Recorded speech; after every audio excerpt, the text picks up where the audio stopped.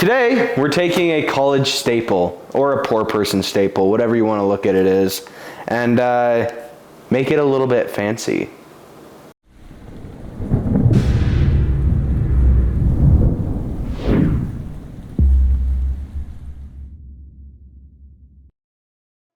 Hey Provident Preppers, I'm Sam. Today we are going back to one of the classically cheap foods that exists in our world today, and that would be ramen noodles.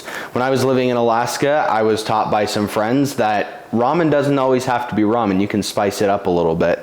And so today we're gonna be making a little bit of an amped up version of ramen noodles. So what we're gonna start with, we have ramen, of course. We have soy sauce and sesame oil for our seasonings.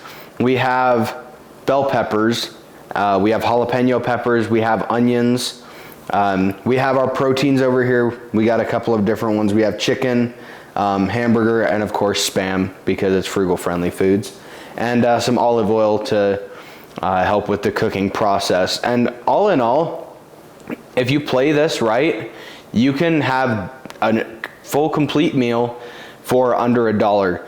It definitely doesn't have the quality of some of the other things that you could be having, but it definitely is cost effective, and I think it's pretty dang good, all things considered. So yeah, let's get started. So we have a couple of different options here. Of course, there's 1,000 different ways that you could go with the ramen noodles. There's 1,000 different brands. But mainly for options, we're gonna focus more on the vegetables and the protein side of it. Here we have 3 different examples of peppers.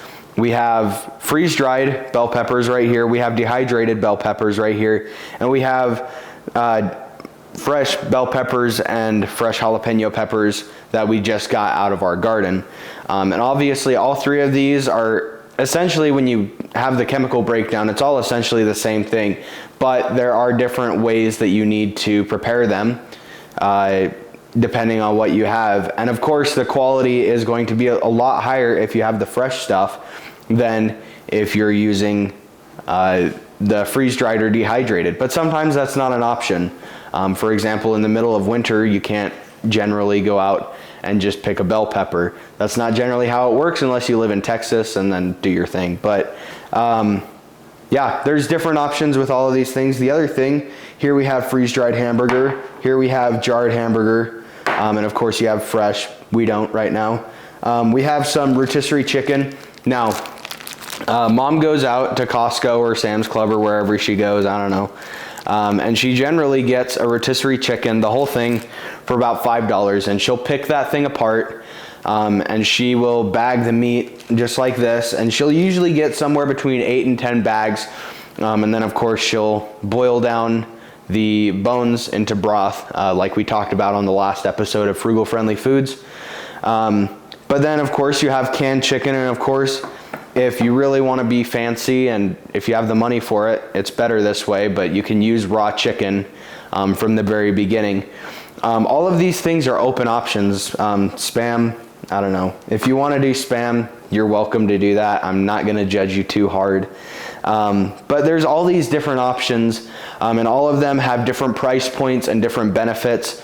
The quality is usually going to be better when you use fresh food. So the first thing that we're gonna do is we're gonna boil our ramen noodles, and we're gonna drain them. We're gonna set them aside for later use.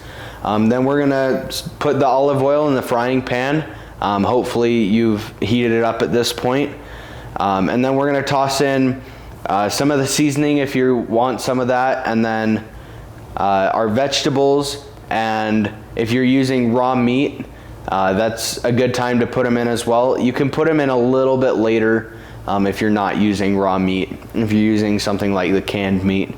And then once everything is kind of cooked through, what we're gonna do, we're gonna throw the noodles in there along with some of the soy sauce, and let all the ingredients kind of marry each other, kind of stir it around. And then what you're gonna do when all of that is really hot is you're gonna take some sesame oil, and you're just gonna put a little bit on the pan. And you're gonna, the reason that we put it on the pan is because it's very aromatic, and it not only has a taste, but it has a smell as you're eating it as well, which is really nice.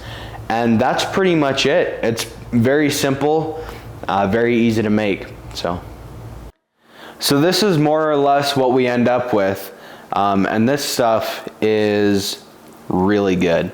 And it's give or take a little bit, and comes out to be about $1 for this entire serving, which I don't have the macros off the top of my head, but we're probably looking at about 800 calories. So you're looking at about a full meal. So it's pretty impressive what you can do with that. It's really good. All right. Also, some fun things that I've liked to do with ramen noodles. Sometimes I like to crack an egg into them, get some more fat, some more protein, and it adds a little bit more flavor there. You can also just do different vegetables.